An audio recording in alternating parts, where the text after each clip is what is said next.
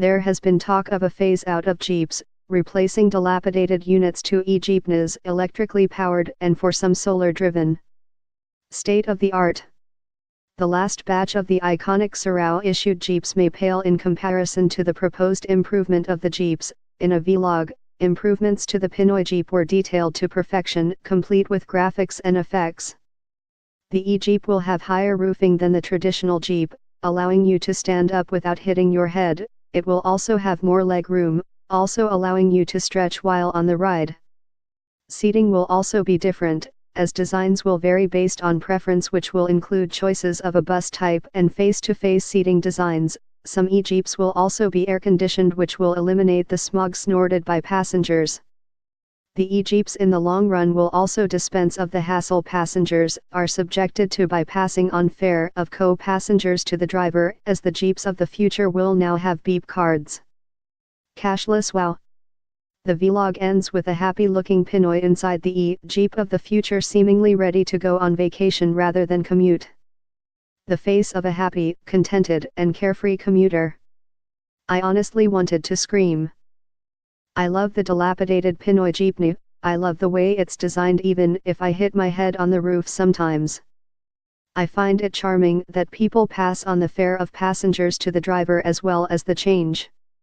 I also find it relaxing to look out the window of the Jeeps and feel the wind on my face, yes, even if there is smog. If I wanted to ride an air-conditioned vehicle, I would get the bus or book over Uber and Grab. I find the peculiarities of the now bashed Pinoy Jeep endearing.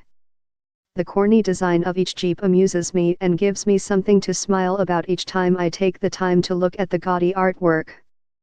The signs on the Jeep take the cake too. Barya lang sa umaga, basta driver sweet lover, smile Jesus loves you, this is your final destination, the Lord knows hudas not pay, and my favorite, we repair broken hearts. What e-Jeep can top that? The only thing I liked about the Jeeps of the future was that it will also have CCTVs all over to thwart thieves from preying on passengers. Hands down to that need. Aside from that, the vlog on the Jeeps of the future was polished, sophisticated and upbeat, but can you imagine your Manong driver using social media as a platform to champion the cause of keeping the old Jeeps on the road? You can't? Well, that's just the start of the problem.